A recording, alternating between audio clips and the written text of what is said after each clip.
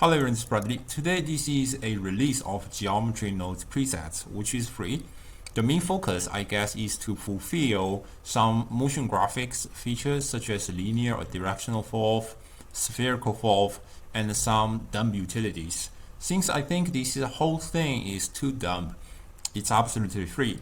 Before I head into instruction, I would like to discuss some backgrounds and my attitude towards this entire whole thing. Because I think this is kind of important, so I would recommend you not to skip that. First of all, if you would like to do motion graphics, I will always recommend you to use animation nodes whatsoever. The preset I give to you can't really replace animation nodes. It tries, but there are many limitations as GN is not really a mature system yet, especially in 2.93. in which my presets library is currently built upon. This kind of thing we will discuss later. In short, I recommend you to learn animation nodes for motion graphics or Mograph if you are talking about this seriously. If you just want to play geometry nodes for fun, then feel free. Here, I'm not saying that geometry nodes cannot do interesting things, but I still want you to actually take a little bit more attention about what animation nodes can do.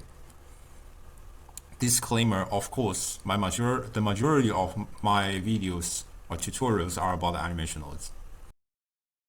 A little bit of background story. Previously, people asked me whether I would release a preset for geometry nodes as I did for animation nodes. My response was that yes, I would do that, and they would be released for free. Nevertheless, the progress of making preset was extremely poor. I made animation node preset because I use that on almost a daily basis. I needed that to speed up my workflow, but I did not use, or actually I do not use geometry nodes on a daily basis. On one side, I don't use alpha or beta version for production. So for these several months, I'm working in 2.92. And I suppose you know how it looks like, the limitations and so on and so forth. Basically, all the tutorials are talking about 2.93 because 2.92 can barely do anything. I've never made any geometry nodes noding or tutorials in 2.92 because it really sucks. On the other hand, I can use animation nodes to finish most of the jobs easily and even much easier without geometry nodes. The workflow is more convenient than just a horribly long node tree with extremely limited function. You may also realize that on this channel, I've made several modeling practice or tutorial talking about geometry nodes. These are either not really useful for your real life, or I wouldn't really suggest you to do so in geometry nodes. For example, take a fan as an example. I can fulfill most of functions more easily with animation nodes, but in geometry nodes, it's kind of complicated that you have to use old school math functions instead of the tools that developer already provided to you. So here we're in a demonstration file which is attached with this entire preset library release. Before we talk about each demonstration, I would like to talk about the limitations that we have within this geometry node system. So let's take a text block and let's increase the font or whatever.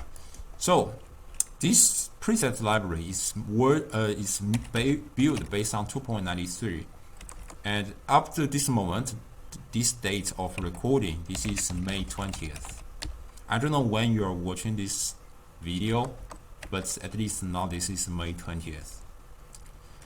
But the release date for 2.93 is May 6, 2016, I suppose. And for 3.0, I do not remember the exact date, but probably 4 months later, something like that. But the feature will stop in around July, August, I don't know when. But anyway, so which means release this preset library is very painful because 2.93 is in a very huge dilemma that we can do a lot of things, but we are missing some important feature which makes the preset making more convenient. So the first thing is if you're looking at this panel, you can find that there's billions of stuff.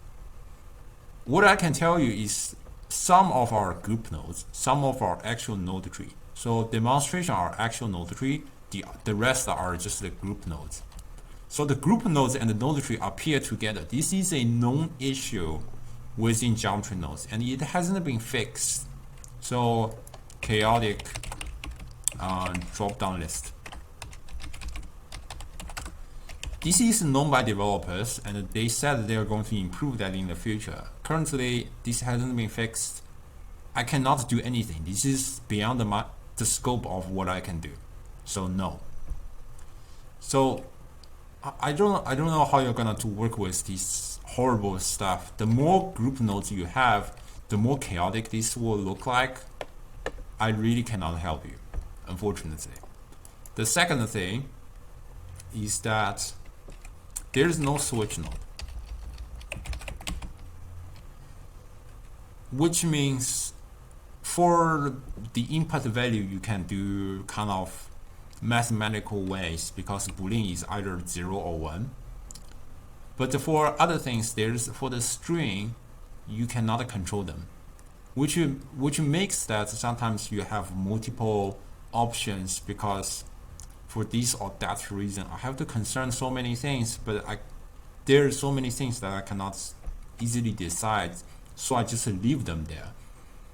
No switch nodes makes the UI horrible. Is there a third point? I actually forgot. Oh yes, attribute rotate, attribute vector rotate. This node also presents in 3.0. But it does not present, which makes the Directional-Falloff very horrible to work. So I made that for the moment, but the internal building and the workflow is not recommended. That's why I always recommend, if you try to work with such kind of thing, always think about animation nodes instead, because animation nodes is a more mature system in this case. But beyond all these kind of things, if you do not care about these things, we can start to work with our presets demonstration. So here, let's do our demonstration. Basically, so let's go to demonstration 1. There are many things that I've shown in my tutorial. Basically, I just make them into presets like this polygon center. So firstly, I need a subdivider to make the more geometry. And here, there are basically a Falloff, and there is a visualizer. And apart that, there is a polygon convert. So basically, where should I actually start? So talking about the below principle, the below example that we are already connecting. So we are having a controller. So this is empty. So let's firstly paint this. We have empty that as a controller. So you can just move that. You can scale up and down. This is basically, you can see the Falloff. The Falloff or a field is a common concept that within the motion graphics, that within basically kind of mask within these areas, spherical area, that you can do any kind of changes. Either it's a color change, either it's a deformation or sort of kind of stuff. So there's a color visualizer that you basically, there's a need that you put a. The reason it works in eevee is because it's based on the vertex color. So it's defined the black and the white, which is kind of nice. But if you do not have vertex color, just not working. So just make sure, and also you need to make sure the layer is the same as the vertex color. If you change that to VC, then it will not work unless you change that to VC as well. Just a kind of tiny thing that you need to know. Another way is the deform visualizer, that you do not need to have anything specifically, you just need to deform that right away. So you do not need a vertex color anymore, just deform that on the axis. But what if my plane is on the other axis? Then you have to change all this kind of value by yourself, or this or that, depends on whatever stuff.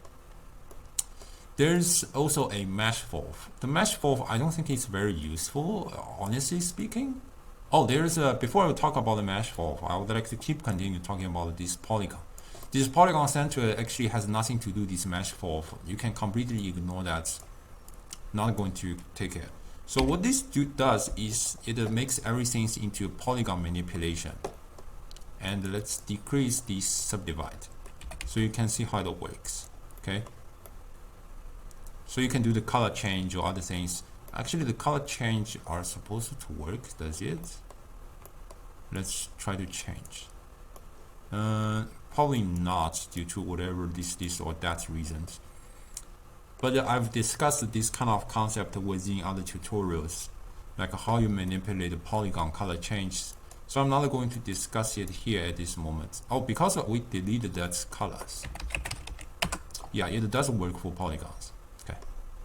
Make sure you always have the vertex color when you're using this visualizer or working with similar concepts. Another thing finally is the mesh fall. Is we have geometry and we have distance. This is kind of pretty boring. I do not know if there is actual practice that you really need this kind of stuff. Basically, within this hexagon, then it will be affected. Otherwise, no. I also made a kind of interpolation for this fall that increase the powers, then it will affect less area. You can definitely increase the size so that it becomes more scale. More precise, and you can see the mesh manipulation has been discussed in elsewhere. Basically, creating a mesh, you need more volumes. So if you goes to X-ray views, you can see if there's areas that you do not really like, so then you need to just increase the amount functions. Oh, it's kind of let's decrease this fourth. So I think there's might be something that you need to tweak a little bit more. I haven't really decided exactly how to do this kind of stuff, but this is just a mimic. I tried my best to do this kind of stuff. What else you can actually do? Because usually I would just use animational to achieve all this kind of thing. So, but it still looks kind of cool. At least I tried. Okay. So I think we finished here. So let's go to demonstration 2. So here we are in demonstration 2, in which we're talking about a Directional-Falloff.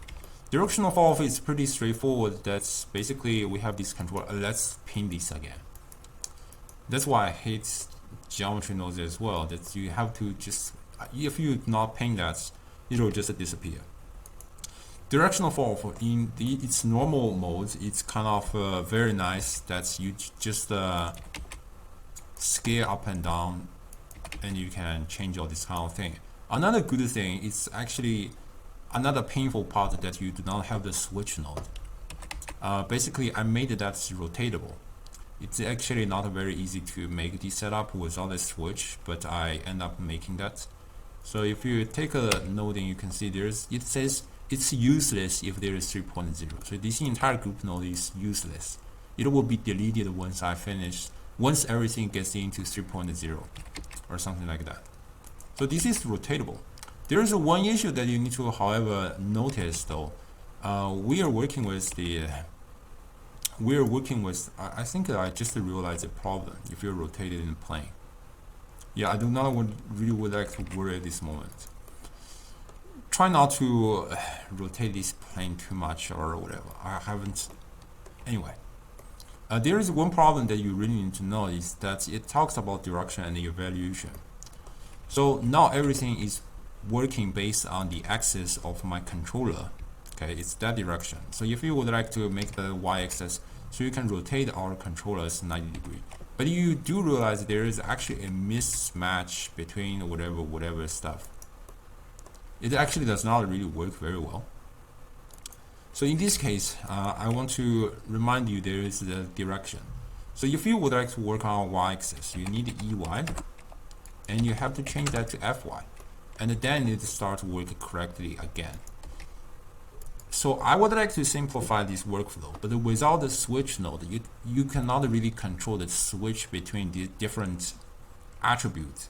You just have to type these things manually. This is very unfortunate, but I have no other way around to fix this. Also, you can name your fall and then you just plug your Falloff to the place. Just to know, I think this is a common knowledge for the attribute system, that this attribute does not contain data.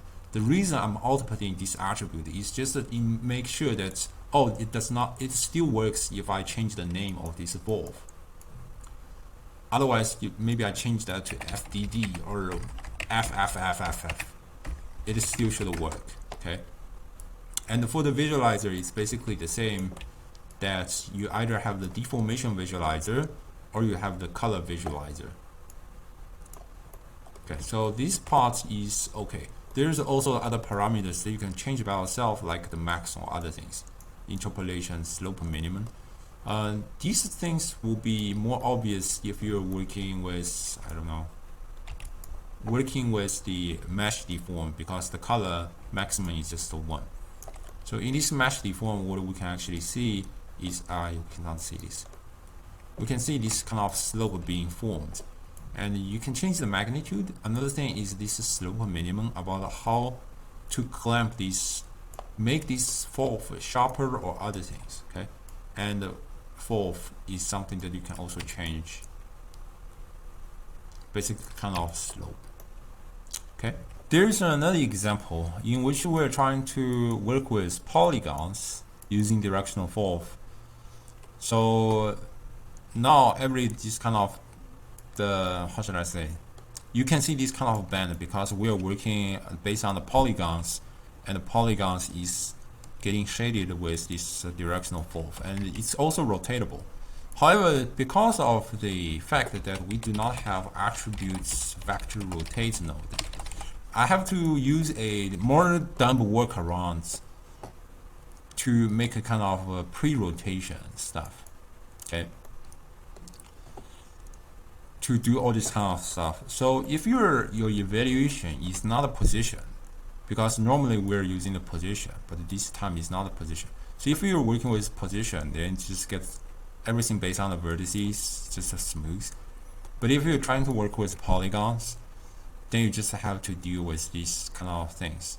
Polygon center into vectors, and take on this not a position, and put the rotations, then rotation. Basically, you can imagine the math by yourself. It's actually very easy to understand. And it's rotatable. It's just a little bit whatever. And this is basically the same workflow. Previously, I mentioned that with that.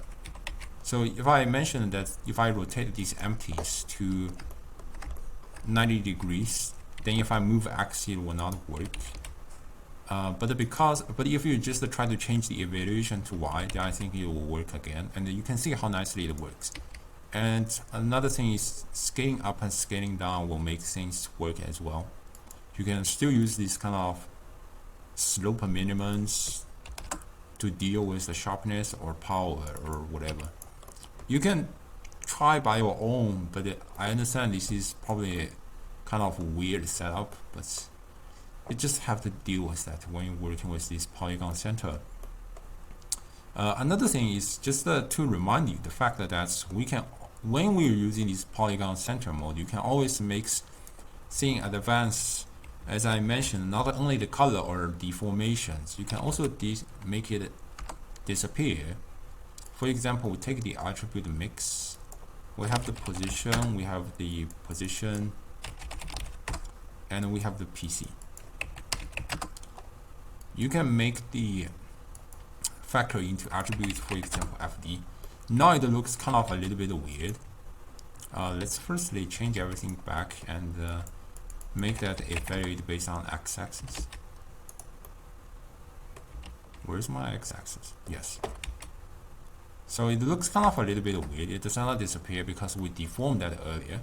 So switch everything back to geometry, then this is the correct way of making a disappearance.